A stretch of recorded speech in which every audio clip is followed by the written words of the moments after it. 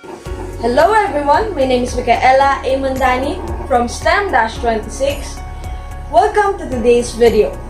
We'll dive into exact and ordinary interest using actual and approximate time. Whether you're a beginner or looking for a refresher, I'll break down each concept step by step, making it easy to follow along. So grab your notebook and your calculator and settle in. Let's make math fun and understandable together. So let's go! Basic concept of simple interest. This type of interest that is most calculated on short-term loan is simple interest. Simple interest is calculated only on the original principal amount and paid at the end of the loan period. P is equal to principal amount of the loan investment. R is equal to annual rate or simple interest. T is a time period or term of the investment. I is equal to amount of interest period paid or received. Then F is equal to maturity value of the loan or investment. Simple interest formula. I is equal to P times R times T. And to get the F, or the maturity value, is equal to P plus 1. And to get the principal is equal to interest over R times time.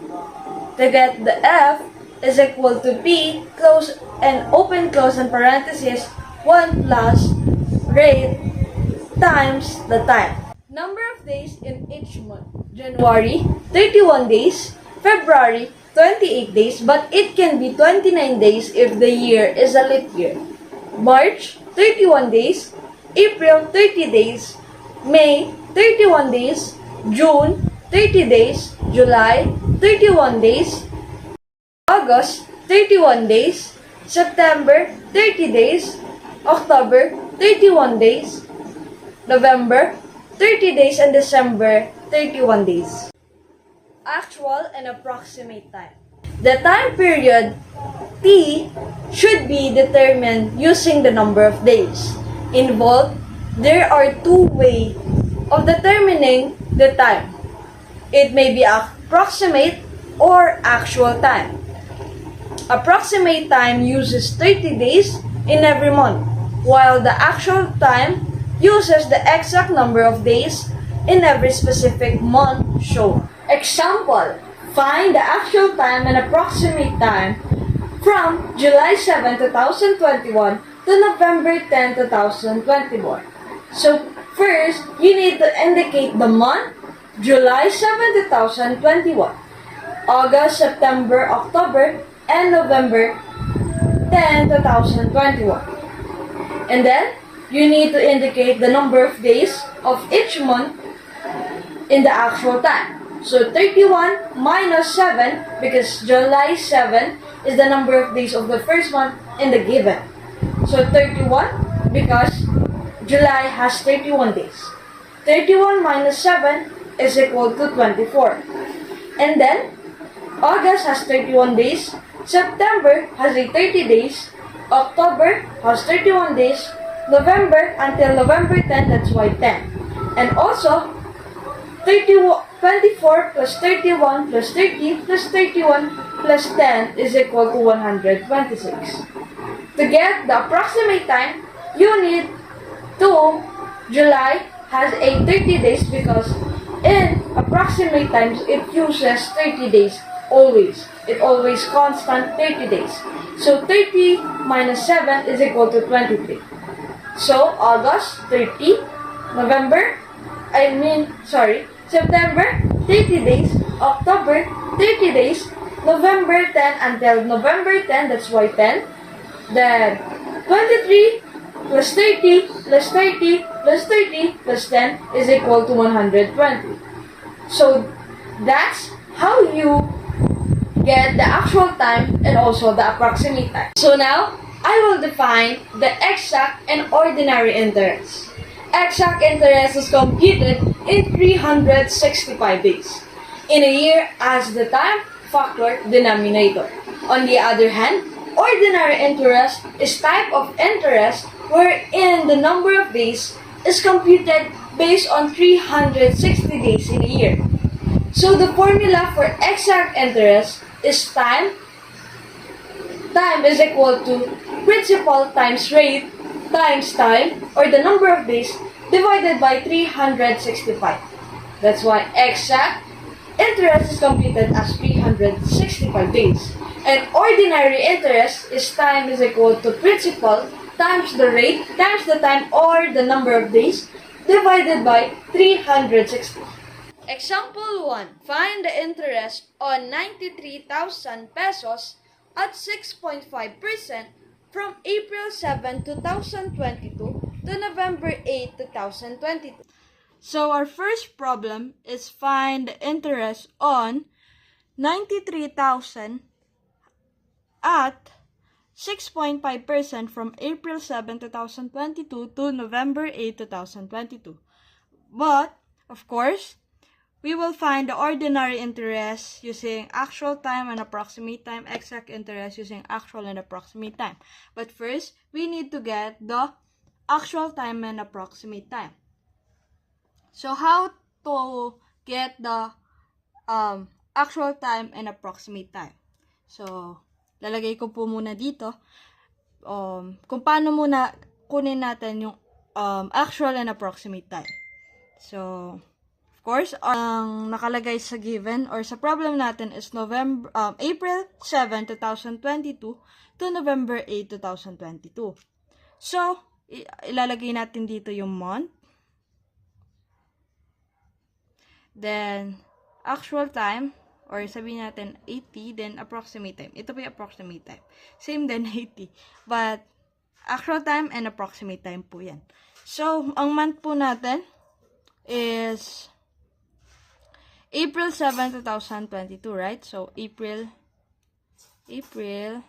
sabihin natin 7, 2022.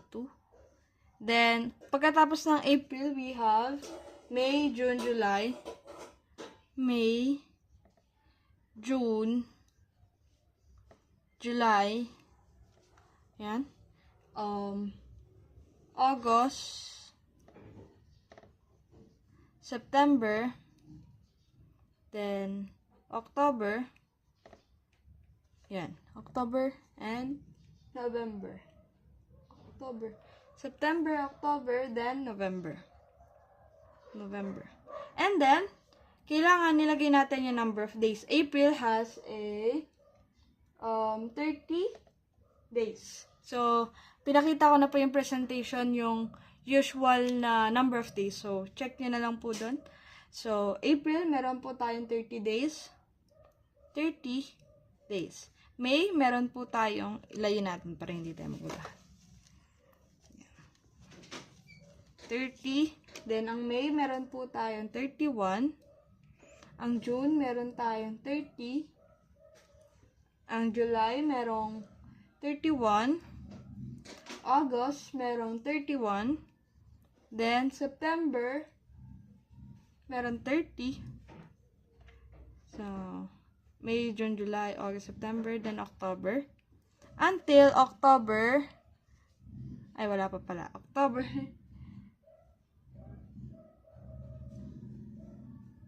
merong 31. And then, ang November, merong until November 8. So, hindi na natin. Basta yung last na month, kailangan na ilalagay na natin doon kung ano yung number of days niya. So, yan. So, 30, ima-minus natin siya sa 7. Or doon sa mismong day ng first month. So, April 7, kung kailan nagsimula. So, April 7, 30 minus 7, we got a 23. So, 23 po yan. Tapos, ipagpa-plus na natin siya dito para makuha natin yung actual time. 23 plus 20, ilagay na natin dito para hindi tayo maguluhan. 23 plus 31 plus 30 plus 31 plus 31 plus 30 plus 31 plus 8. And we got 215. So, ang actual time natin is 315. So, we got 315 para sa actual. Para makuha naman natin yung approximate time, same process din po. So, number of days. So, kapag ang hinanap po natin yung approximate time, it's always 30 days. So, yung first dito, di ba, ang ginawa po natin is 31, I think. The number of days of April is 30. Tama ba? 30. Same lang. Kasi, ang number of days naman April, so 30. Then, kapag approximate time, lagi po yung 30. So, 30 minus 7, we got kung ano po yung nakuha natin kanina, yun yung 24, I think. 24? Ay, hindi. 23. I'm sorry. Hindi po ako magaling sa math. So, 23. Ipagpa-plus lang natin. Kung ito po lahat ng yan is 30. Ito lang po yung kakaiba dyan. Kasi yun po yung until the due date of November 8. So, gagawin natin. 1, 2, 3, 4, 5, 6. So, 6 na 30. 23. 1, 2, 3, 4, 5, and 6. Then, plus 23. Para di nyo na kayo mahirapan, gagawin nyo na lang kung ano. 6 times 3 para mas mabilis, hindi na maano. So, 226. We had 226 sa approximate time. So, ganun lang po gagawin nyo pag kukunin nyo yung approximate time and also the actual time. So, lagay na natin dito. Dito na lang para hindi magulo. Approx is 226. Then, actual time natin is 350. Yan. Dahil meron na tayong approximate time and actual time, kaya na nating sagutan yung ordinary interest, exact interest, then, yan, para matapos na natin to. So, ang ating formula for ordinary interest is principal times rate times time over 360. That's our formula. So, kukunin natin yung principal. Ito po yung makikita nyo naman po dyan, ilalagay ko. So, yung problem sa baba. Then, ayan po. Makikita natin na ang principal natin, yun po yung amount of money. So, 93,000 our principal. So, ano to? I. Para makuha natin interest. So, I is equal to 93,000. 93,000. Tapos, kailangan muna natin siya i-times doon sa rate. So, we got 6.5. Pero yung 6.5 na yan, kailangan natin gawin siyang decimal. Ang gagawin natin, 6.5 divided by 100 para maging decimal form. 6.5 divided by 100 and we got 0.65. 0.065. Yan. Yan muna tayo para hindi tayo mahirapan. Then, gagawin natin dyan. Kasi ang liit lang ng ano natin dyan. So, kailangan gawin dyan is ita times mo muna. So, 93,000. Kita ba? 93,000 times 0.065. Then, we got 6,000. 6,045. Yan. Then, yung sa time and actual time, ang gagawin po natin dyan, dahil actual time ang gagamitin natin is 315. So, ang gagawin natin, 315, dito po yan nasa tabi, lalagay ko lang dito. So, 315 divided by 360. So, ito po, ilalagay niya yan sa gilid. Then, divide na natin siya. 315 divided by 360. And we got 0.875 Divide na natin siya. Ita-times na natin siya dito. I'm sorry. 875. So, yan. Pag siyempre nakuha na po natin yung time and also na-divide na natin siya sa 360 and ganun din po na-times naman na natin yung principal and rate, ang gagawin na natin yan, imu-multiply na natin para makuha na natin yung ordinary interest. So, ita-times na natin yan. So, 6,000 times 0.875 and we got 5,000. 5,289.370.37. So, yan na po yung ordinary interest natin. So, ang gagawin naman natin is kukunin naman natin yung ordinary interest using the approximate time. So, yan. Para makita. Ayan. So, same process lang naman po ang gagawin natin. So, gagamitin natin to. Kasi yun lang naman. Ang gagawin lang natin, i-change lang natin kung ano yung nasa taas. So, principal po natin is 93,000, di ba? 93,000. Para makita nyo po yung whole solution. Pero ang babaguhin lang naman po talaga itong dalawa. So, 93,000. Yan, 93,000. Then, ita-times mo ulit siya sa 0.875. Then, we got a 6,000. Ito din yan. Kasi parehas lang naman po yan. And we got 6,000. Ay, tama. Mali. Mali po yan. Mali po yung nakopya ko. So, 93,000. Ang 6.5 po yung natin rate, diba? So, kaya po naging 0.65. Yan. Then, ang magiging answer naman po dyan, usually, ito naman po. So, ang na natin is 6,045. Ang kailangan lang natin gawin talaga, para mas mapabilis ka, kahit kopyahin mo na yan, then ito lang yung baguhin mo. So, ang mangyayari, kung ano po yung actual time na, approximate time natin, 226. So, 226 over 360. Ano ba yung mga nasusulat na yan? So, 360. So, yan. 226 divided by 360 and we got, ayan. Para makuha natin yung exact, kokopyahin na po natin yung decimal na yan. Or we can save na gawin lang natin shift, then RCL, then ipindutin natin kung anong tag dito.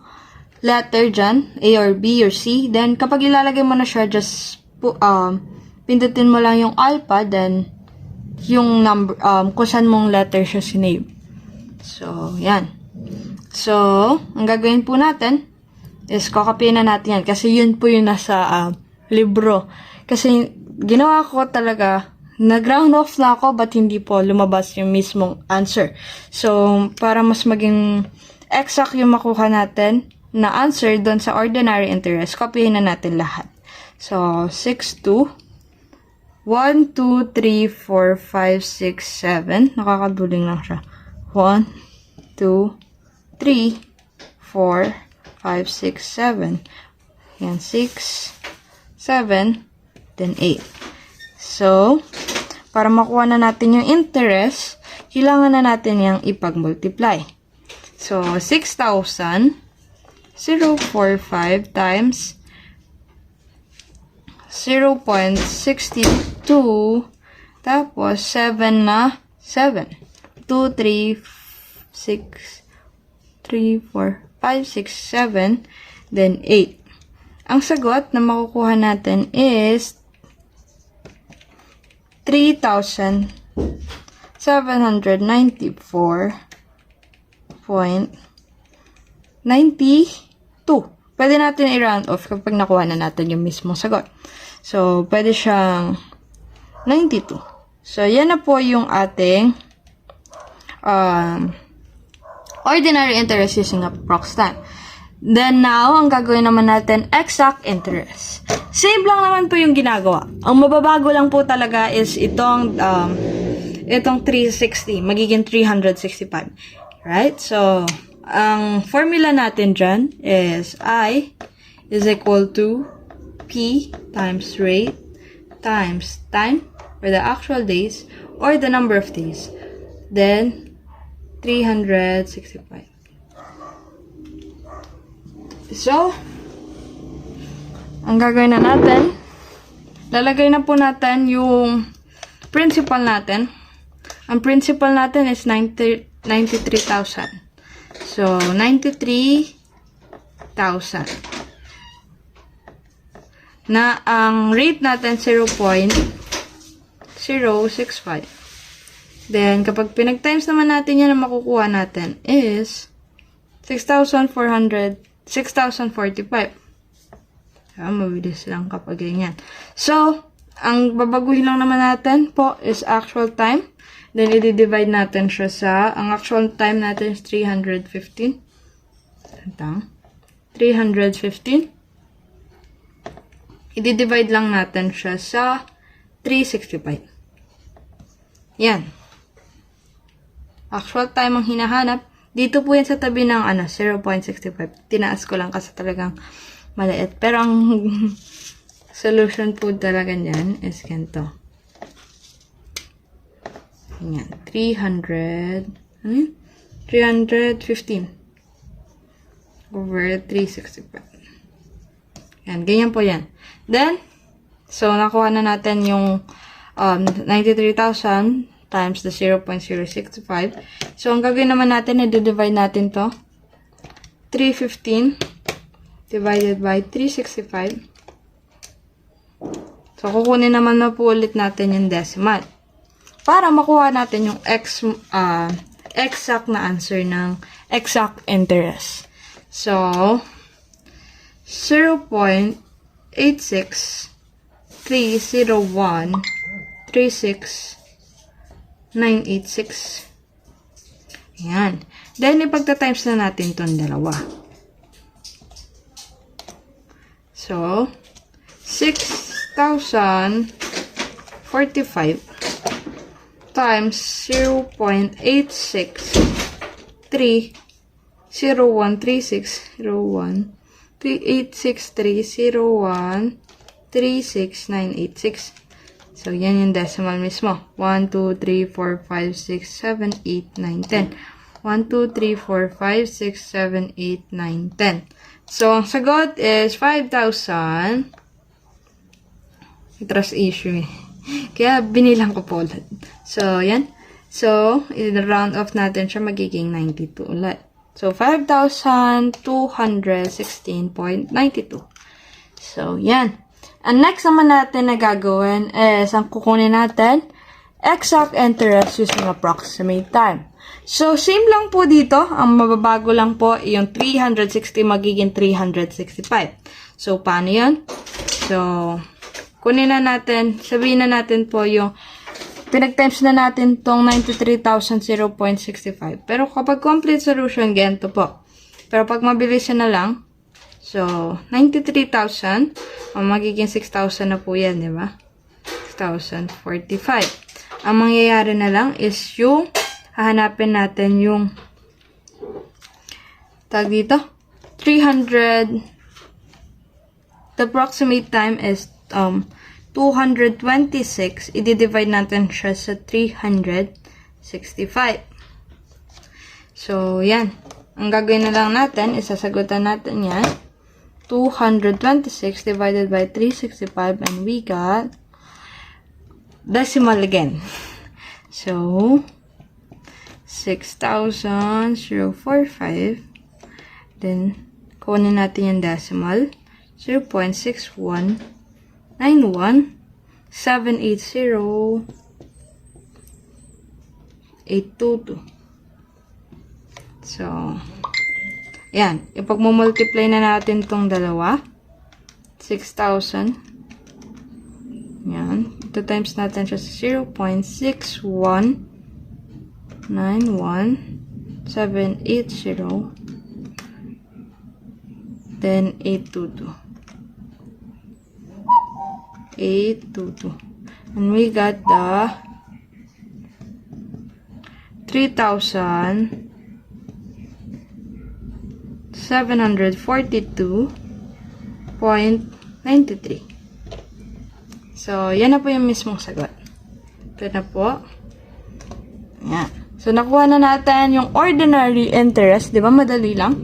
Ordinary interest using actual time. Ordinary interest using approximate time. Exact interest using actual time. Exact interest using approximate time.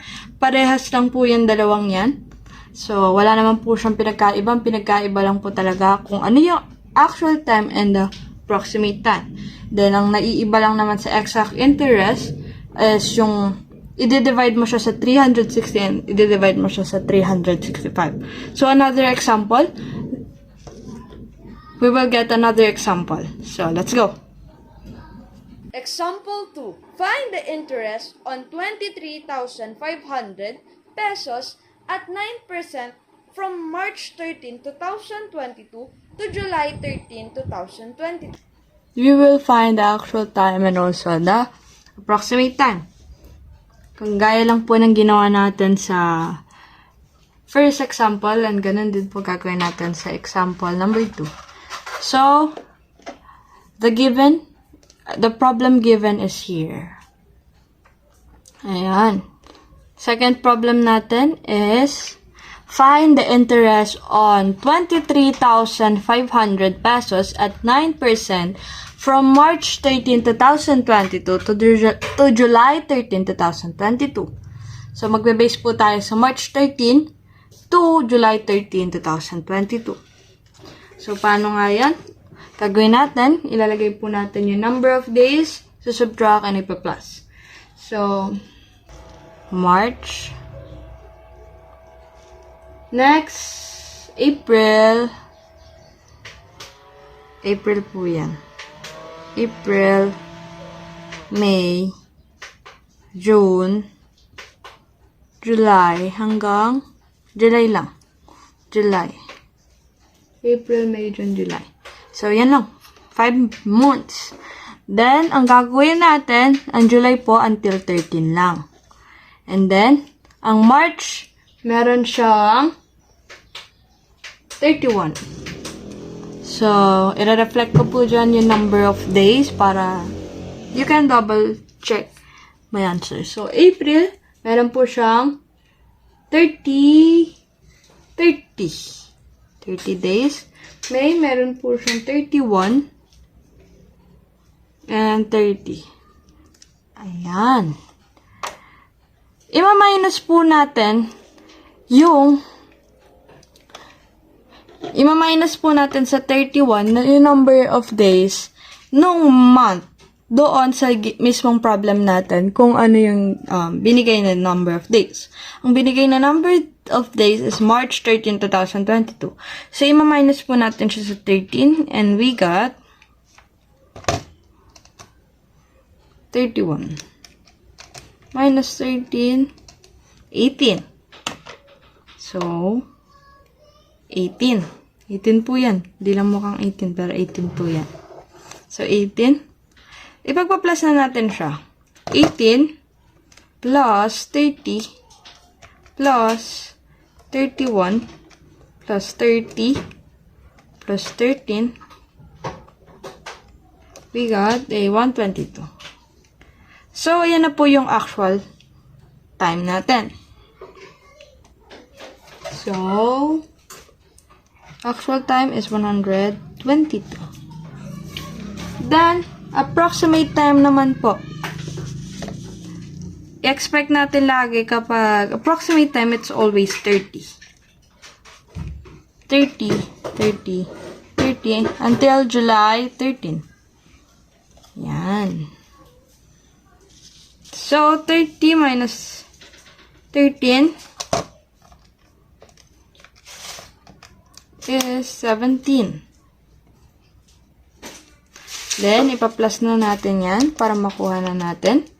17 plus 30 plus 30 plus 30 plus 13, 120. We have 120 for the approximate time.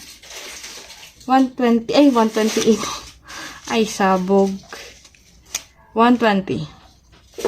So, yan na po yung approximate time natin. So, ilalagay na natin siya dito para hindi natin makaligtaan. Yan. So, now, gagawin na natin, hanapin na natin yung ordinary interest using actual time. Then, exact using actual time and approximate. Then, exact interest using actual and approximate time. So, ang ating formula, ulitin lang natin, I is equal to P times the rate times the time. Then, i-divide natin siya sa 360. Ganon din po sa approximate time. So, ang principal natin, ay, ayan, nakikita nyo naman, is 23,500. 23,500. So, ang rate natin is 9%. Ang rate daw is 9%. 9%. Lagi natin tatandaan yung rate natin kailangan natin i-form to decimal form. Okay, di-divide natin yan sa 100 para maging decimal. So, 0.09.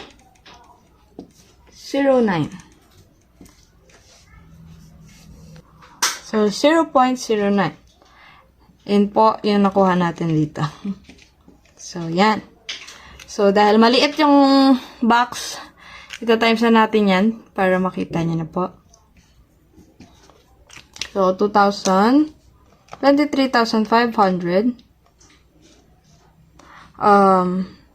Ito times natin siya sa 0.09. 2,115. Yan.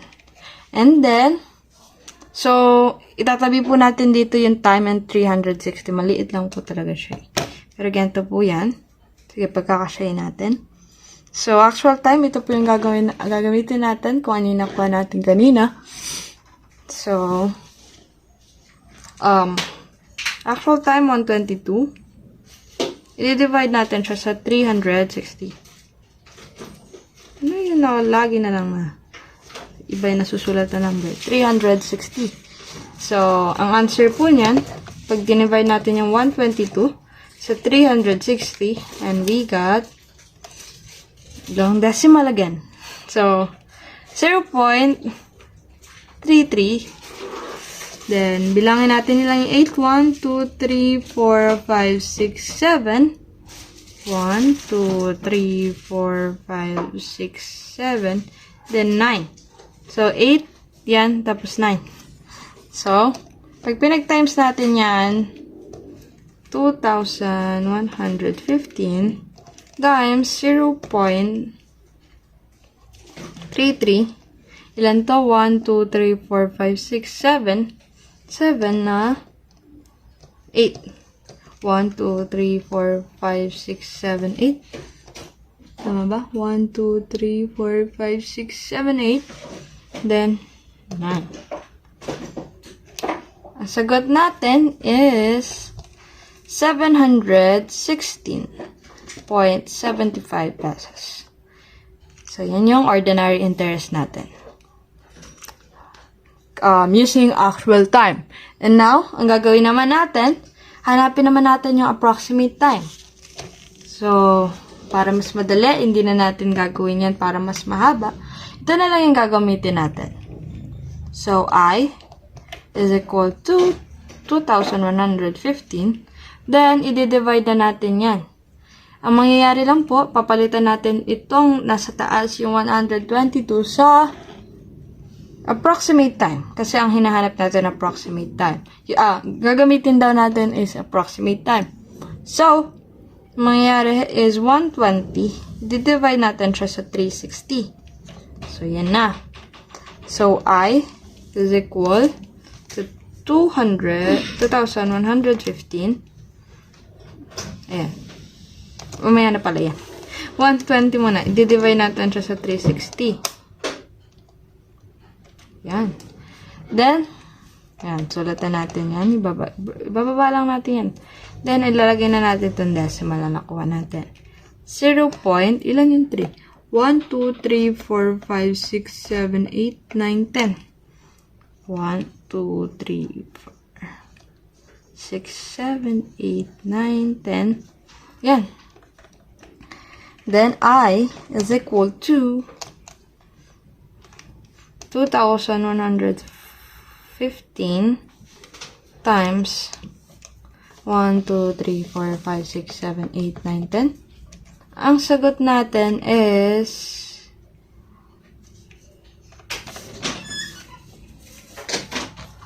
704.99. Yan po yung ano natin, ordinary interest using approximate time. Now, ang gagawin naman natin is kukunin natin yung exact interest using actual time and also exact interest using approximate time. So, mangyari, babaguhin lang po natin. Yung formula na ginamit natin kanina is I equal principal times rate times the time over 365. Yun lang po yung nagbabago, 365, pero ganun pa rin po yung process. So, gagawin natin, kukunin na natin to. Kasi yun lang magkikisagot natin yan. 2,105. And then, ita times mo siya sa, nabago dito, diba? Yung time natin dyan is, the actual time is 122. Yan. So, 122, i-divide natin sa 365. So,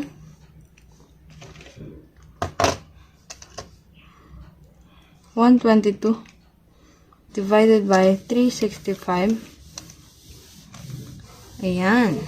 So, isusulatan natin tong answer na yan. 0.334 2465 753. So, ipagta-times na natin itong dalawa para makuha na natin yung exact interest. So, 2,115 times 0.334 2465 753. Ayan. And ang answer natin is 706. Ay, mali. 706.93. Ayan po yung sagot natin. Nakuha na natin yung exact interest using the actual time. And now, ang gagawin naman natin, exact interest using approximate time. Ganito din gagawin natin, ang babaguhin lang natin, itong actual time, gagawin natin approximate time. So, copy na lang po natin itong 2,115. Then, lalagay na lang natin itong 120 divided by 365. Pag pinag-divide natin siya,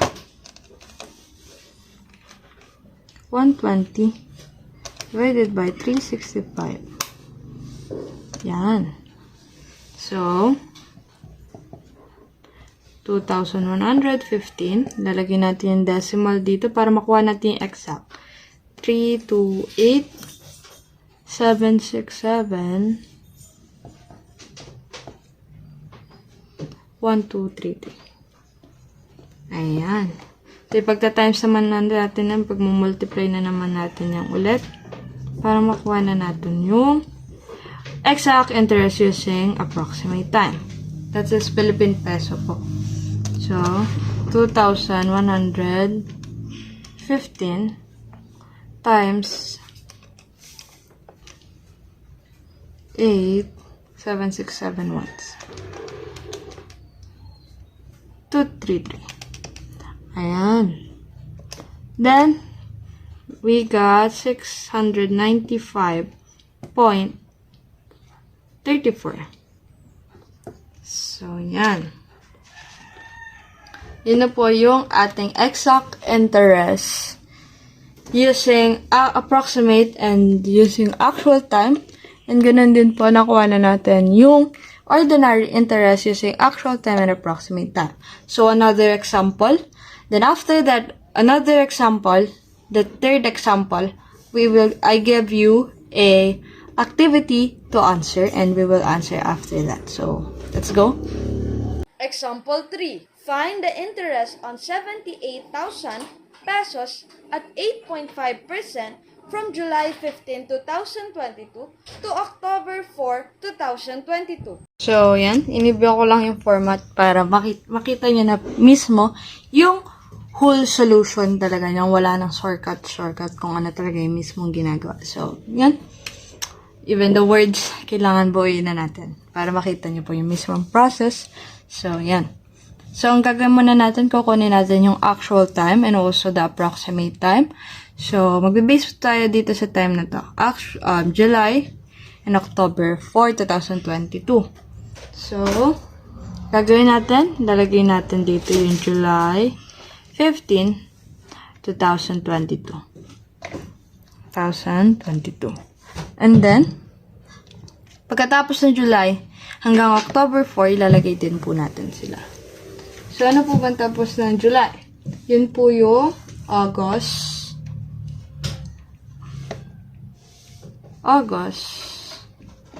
September,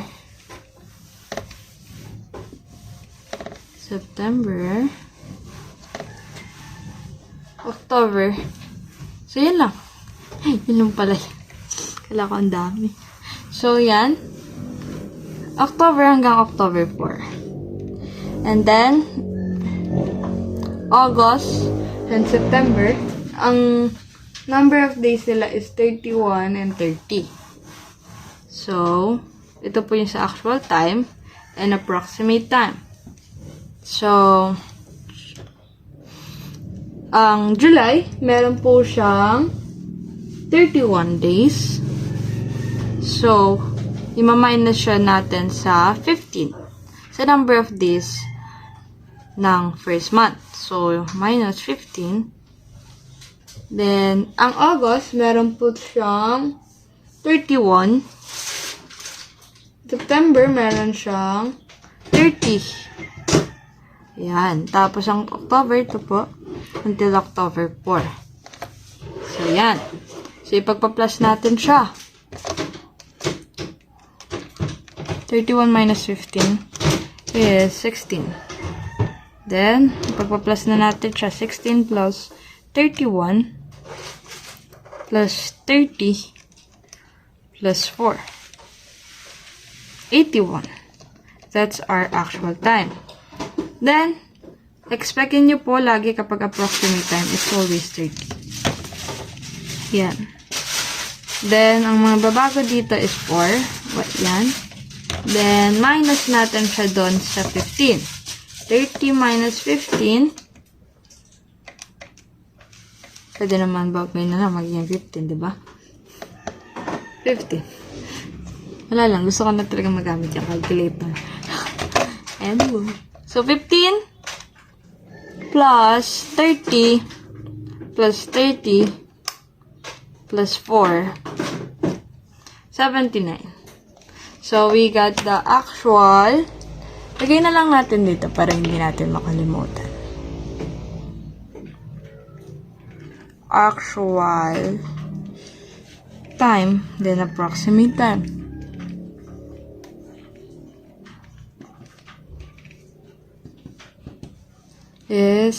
The actual time is 81, then 79. Ayan. So, buburayin na natin yan kasi nakuha na natin yung actual time and approximate time. 1, 2, 3.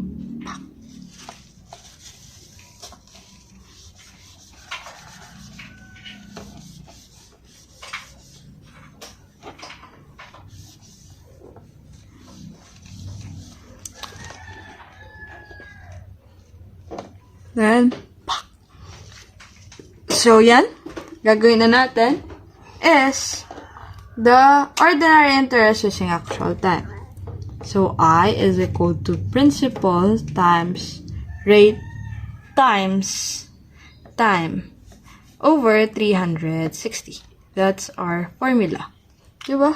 Gamit na gamit yung board. Then, 360 po yan, di po yung itlog.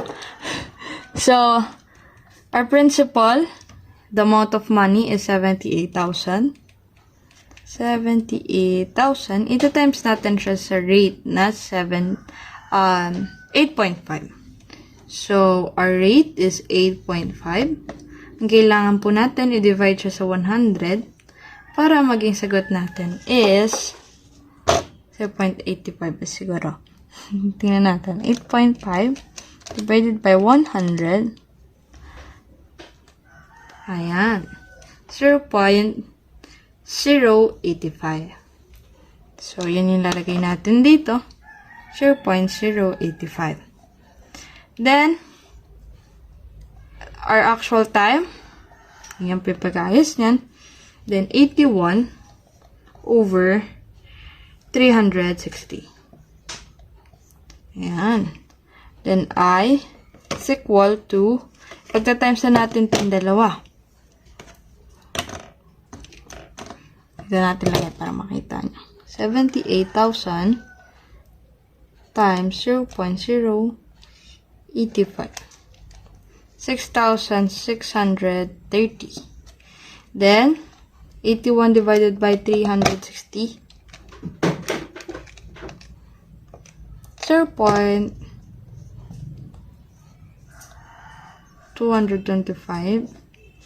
Then, yan.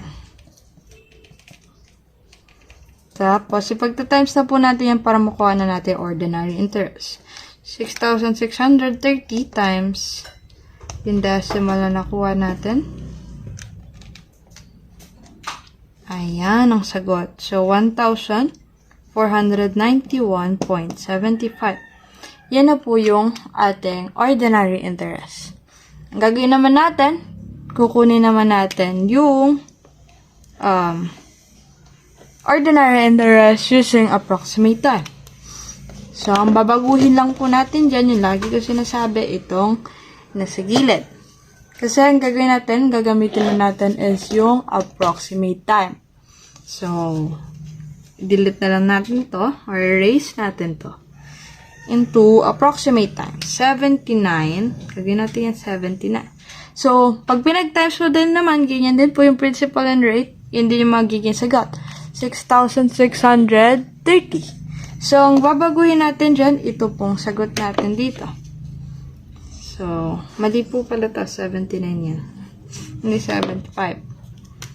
75. Ay, inulit pa talaga yung mali. Ulit. 79. Ayan.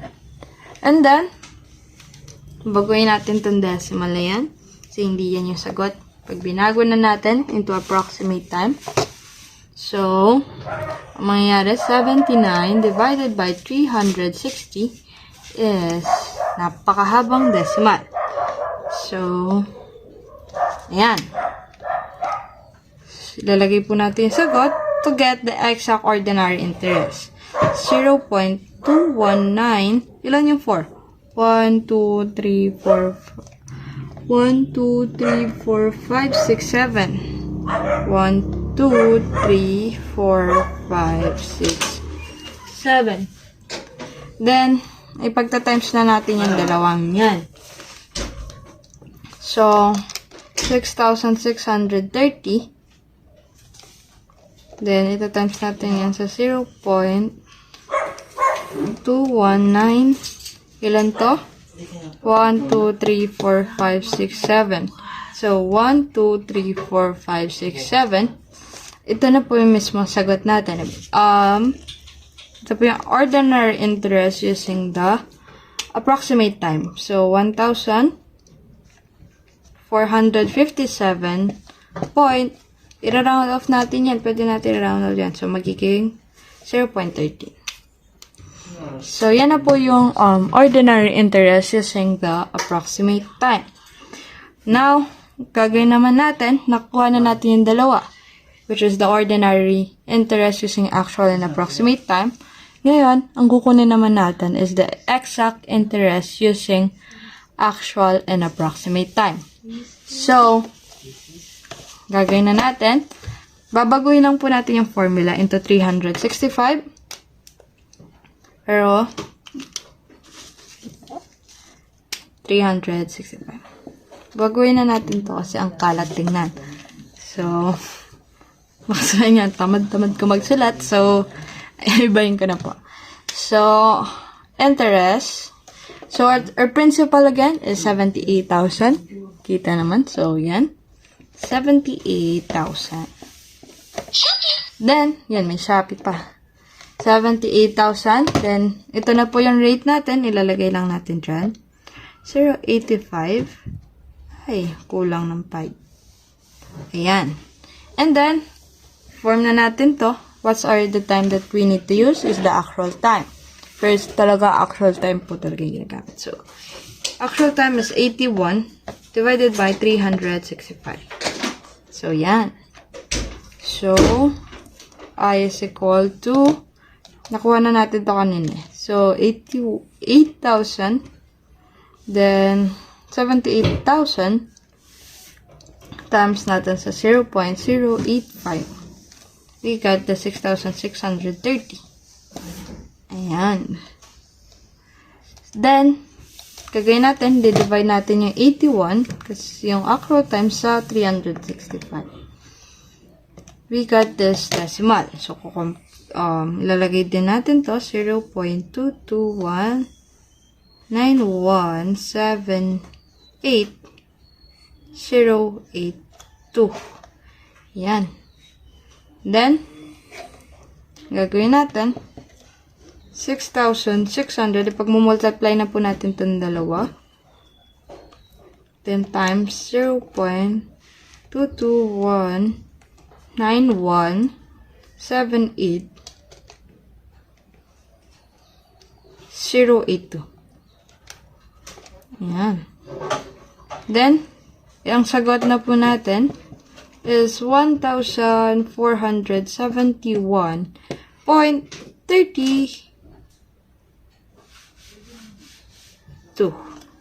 So, yan na po yung sagot natin. Then, kukunin naman natin is the exact interest using the approximate time. So, same process, but iibahin po natin yung time kasi ang gagamitin naman natin is approximate time. So, di ko na po ibahin yan. Same pa din. Ang babaguhin natin is ito. Papalitan natin siya ng approximate time. So, our approximate time is 78. So, baguhin natin yan. 79. Kanina pa ako 78. 75. Iba-iba yung sinasabi ko. So, same. Ito pa rin yung magiging sagot naman yan. Baguhin natin. Babaguhin lang natin yung decimal kasi pag dinivide natin yan, iba na po yung sagot. Kasi ang ginamit na natin is approximate time. So, buruin na natin yan. Ayan. So, 79 divided by 365 is you got a long decimal again. So, 0.2164383,562. So, alam ko mahaba po yung decimal, pero yan po talaga yung exact na magiging answer kapag kinapi po talaga natin yung decimal. Kasi, nung nag-check ako sa book, hindi naman po yun lumabas. Kasi, ni-round off ko na siya, yung decimal, na hindi yun lumabas. So, ang ginawa ko, chinek ko naman kapag nilagay mo na yung mismong decimal, yun po yung lumabas. But, ni-round off yung mismong decimal lang ng exact answer na nakuha natin. So, yan. Ganun din po yung gagawin natin ngayon kasi yun po yung lumabas sa book. So, yan. 6,630 to times natin siya dun sa decimal to get the exact interest using actual time. So, 64383 then 562. Ayan. Then, ang ating answer is 1,471.32. 434. 4 po yun 4.99. Yan na po mismo yung sagot natin. 4 po yan. Sabihin natin. Baka sabihin yung 9 or something. Ganyan talaga yung 4. Hirap talaga pagkaliwa. Ayan. So, yan po yung sagot na mismong exact interest using the approximate time. And now, I will give you an activity to answer. Then, we will check. Lalagay ko po dyan mismo yung answer na nakuha natin. Check nyo po kung nakuha nyo. And if pag nakuha nyo, that's mean na intindihan nyo po yung whole process paano makuha yung ordinary and exact interest. But pag hindi, just rewatch the video. Tingnan nyo po kung saan kayo nagkamali. And check it detail by detail. Mas maganda kung check nyo mismo yung third example kasi doon wala po tayo masyadong sinorkat. Sinorkat lang po natin itong mismong principal and rate. Pero nakita niyo po mismo yung answer. Huwag niyo pong kakalimutan, kailangan yung rate, kailangan natin i-form into decimal form. And lagi po natin kinukuha yung actual time and approximate time. Always check kung ano po yung naging answer nyo kapag nagpa-plus times para makuha nyo mismo yung exact answer. So, I will give another example. Kayo na pong bahala magsagot. And that's the activity. Hindi na po siya example. So, let's go. So, for activity 1 and 2, first activity, find the interest on 90,000 at 10% from April 11, 2022 to November 11, 2022. To activity 2, find the interest on 71,000 at 9% from March 2, 2022 to July 3, 2022. So, pause the video and answer it. And after you answer it, play and also I will post the answer key. I hope you got the correct answer. So this is the end of the lesson. I hope you learned something new about the ordinary and exact interest. And you got the correct answer. And I have last reminder. Dr. Tsu said that sometimes questions are complicated, but the answer is simple. So thank you for listening and watching this video. Bye-bye!